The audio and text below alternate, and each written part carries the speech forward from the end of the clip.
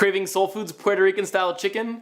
Watch this video to learn the secrets to soul food success. By the end of this video, you'll have the roadmap to an incredible plate of simple, addictive, and healthy food. I've been going to soul food for the past 15 years, and I've been cooking for the past 9, so you're in good hands as I show you an authentic recreation of this hanker-worthy food. Here on this channel, I bring the hard-fought lessons that I learned working with professional chefs right to your home kitchen. Click on the bell to get notified when each new video comes out every Thursday.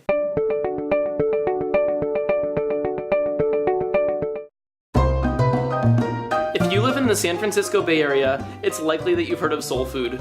Sol, short for Marisol Hernandez, is the owner of this incredible Puerto Rican restaurant, along with her husband, Victor Cielo. Located in San Rafael, soul food has been serving locals since 2004. The food is incredible and delicious, yet the ingredients are so humble and simple. They take the time to really transform these ingredients into something amazing that you won't forget. The environment is positive and upbeat. There's always music pumping, and anytime that I hear music anywhere in this vein, it makes me crave soul food. The decor is eclectic and colorful. The people are warm and friendly, and there's a lot of communal tables that you can sit at with other customers to enjoy this incredible food together. Today I'm going to show you how to make their Pollo al Horno, which simply translates to baked chicken, horno being the oven. But it's so much more than a simple baked chicken dish. The flavors here run so deep. Okay, the first thing I want to do is to marinate the chicken. If you notice, I did a cool technique here. I'm just opening up the bottom of these pouches here so that I can pull the chicken out without getting a huge mess of juice on my countertop. Let's weigh the chicken and confirm that we have around 2 pounds. I have 2 pounds, 2 ounces, and an eighth, so that'll be just great. The first thing I'm going to do is make the marinade for the chicken. And I'm going to start with 2 garlic cloves here, and I'm just going to crush them lightly using the edge of a chef's knife here. That's a cool trick that I picked up working in some restaurants, and you can easily peel the skin off like that at that point. And then rather than mincing the garlic today, I'm actually going to be grating it using my Microplane Pro series here. I absolutely love this guy, and I use it for almost every piece of garlic that I ever use. I'm going to grate it directly into this bowl here, and I never really mince garlic by hand anymore. I use this guy because it's going to come out with a perfectly uniform mince, and I don't ever need to put my knife to it and chase one little piece of garlic all the way around the countertop ever again. And then I'll just tap it to get it off the back of the grater here.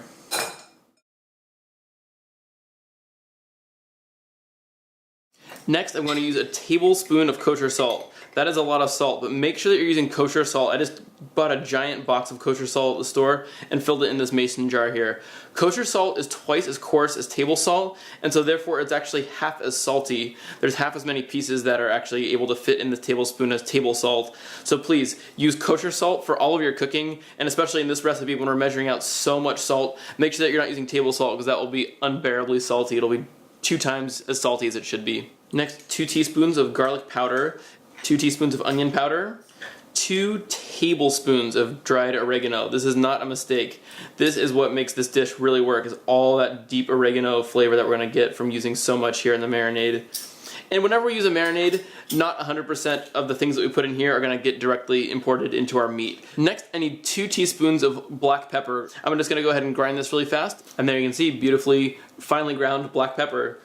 Next, I'm going to do a half cup of oil. I'm going to use this for half of it, and then I'm going to use some neutral oil for the other half, in this case, avocado oil. This is my favorite way to go for some sort of vegetable oil, if it's called for in a recipe, or a canola oil. This is much healthier for your body.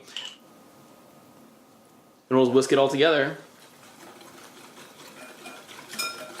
Now I'm just going to transfer everything into a Ziploc bag here and let it marinate for an hour. And then I'm just going to make sure that everything is equally distributed so all the chicken can get an equal amount of amazing Puerto Rican Pollo al Horno flavor.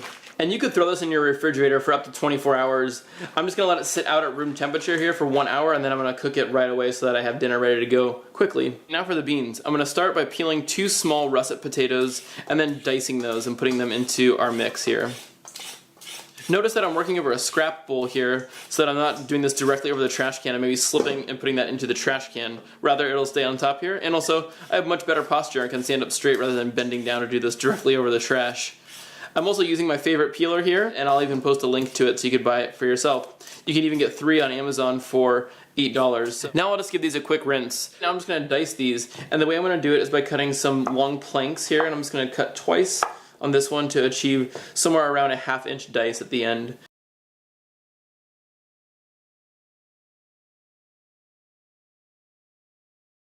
Cool, so now I have long planks.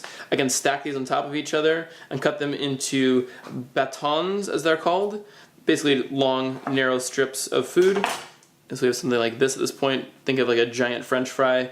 And then from there I can come and cross-cut them and turn them into a dice.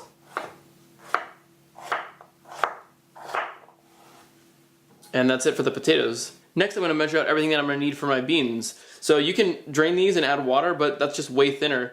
Next I'm just going to need about a half a can of this tomato sauce here. An 8-ounce can if you had a small one would be great. And I always use way more bay leaves than are suggested typically, so I'm going to use about 6 in this dish here. Here's a little shortcut from Latin American cooks. This is a brand called Goya and something called Sazon, which is just seasoning. So we're just going to put this packet in here. And this is the one that has no annatto seed. Obviously our potatoes are going to go in. And then next some Spanish olives. I'm going to go ahead and cut these out so that they're smaller, and then I'll add those in. Let's go head over to the stovetop. Okay, I'm going to preheat my pan here to medium heat and add about a tablespoon of extra virgin olive oil. Next, I'm adding a 1/4 cup of Resaito, which is another product by Goya. It's a culantro cooking base. Culantro is that long leaf there that's really narrow, used a lot in the Caribbean, in Cuban and Puerto Rican cooking, also all throughout Southeast Asia. So it's not the cilantro. I think there is cilantro in here as well, those leaves, but it's culantro, not to be confused. They're two different things, but it's just a really delicious herb that's going to add tons of good flavor to our beans here. And I'm going to eyeball a 1/4 cup here. And I'm just cooking this for a moment to take the raw edge off of it. This is a great technique with something like tomato paste as well. And when it begins to smell really fragrant like it does right now, and the color starts to change a little bit darker, that means we're ready to go. And I'm going to go ahead and just add in all the ingredients that I pre-measured out earlier. And look, how easy is that?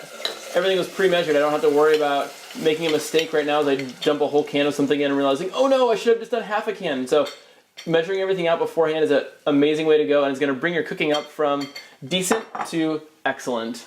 And now I'm adding in all those olives that I sliced. Now I'm just giving this a stir together, and I'm going to let all the flavors come together here. Since the beans are already fully cooked, we don't have to worry about that, but the potatoes are still raw, so they're going to still have that really hard texture to them.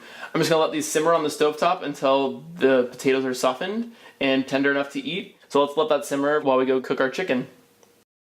Okay, this chicken has been marinating for an hour. Now I'm just going to sit it here on this parchment-lined sheet tray. I have my oven preheated to 400 degrees. I'm going to throw it in there, and then we're just going to bake it until it registers between 175 degrees and 195 degrees. So we're just going to go ahead and throw these in the oven and pull them out when they're nice and brown. Okay, my oven is preheated to 400 degrees. I have my rack set to the middle position, and then I'm just putting my chicken on in here, and these are going to be in here for about 30 to 40 minutes. So we're going to take a look at that after 30 minutes just to check on it and see where it's at. Okay, I've had the beans simmering here for about 15 minutes now. Let me poke one of these potatoes with a paring knife. That's going in pretty well. It might need just about 5 minutes more to make these potatoes a little bit more tender. Okay, it's been 5 minutes since I checked in. I'm going to poke one of the potatoes again, and I can already feel that just went so much easier than a few minutes ago. So now we're at a spot where we're really good to go. Next, we're going to make that really delicious lemon garlic dressing that they have on their salads. So I'm going to start with 1 clove of garlic here. I'm going to do the exact same thing I did before with the chicken. But with the chicken, we were cooking the garlic, so I used 2 cloves, and I probably could have even used more. When we're cooking garlic, it tames down that really kind of rough, sharp, raw taste of the garlic. Today in the salad dressing, we're obviously not going to be cooking the garlic. It's going to remain raw, so I'm not using that much of it. It's super strong. I have this lemon that was already cut in half. It's looking a little bit sad and bruised, but we're only after the citrus juice that's in there, so we don't really need to worry about it being so pretty. I'm going to go ahead and squeeze this right in here with the garlic. If you've ever had ceviche before, you've experienced this effect. The acidity of the lemon juice is actually going to kind of cook and neutralize the garlic. It does that with the fish in the case of ceviche. So now I'm just going to let it sit here for 10 minutes, and the acidity of the lemon juice is going to make the garlic way tamer and almost kind of cook it, just like it does with the fish. Okay, it's been 10 minutes, and you can see the garlic is definitely turned that really white, opaque look, so that's exactly what we want. The lemon juice has cooked it. Now I'm going to go ahead and put it in the mason jar here. This is the way that I like to make salad dressings. I throw it in a mason jar here, and this gives me a starting point for measuring and seeing how much do I have of this. The first thing I want to do is add a good pinch of salt to this. Once the oil's in there, it's not going to want to dissolve the same way. I'm going to eyeball 2 parts of oil to this, so I want it to be twice as tall as the lemon juice that's at the bottom. I'm going to give this a really good shake. Let's add a little bit of that neutral oil, my avocado oil here, and that'll help interrupt those bonds that make the olive oil seize together when it's cold. Now I'm gonna go ahead and taste it. That's really delicious. Just the right amount of sourness, a good amount of salt, and then that really beautiful garlicky oiliness on the back. This is gonna make a really great dressing that we could really put on anything, but just a really plain mixed green salad here is gonna be incredible today. I went ahead and decided to check the chicken early just a minute ago at about 22 minutes of cooking time, and these thighs are already way up over 200 degrees, so we're good. We're totally set here. 194 for this one, the thicker one here, 181. That's absolutely perfect. We can pull it right now. You can learn the ways of the plantain masters inside my course, The Recipe Free Cook. Go to tabula.cooking to learn how to make garlic and sweet plantains, as well as 16 essential lessons that will liberate you from recipes.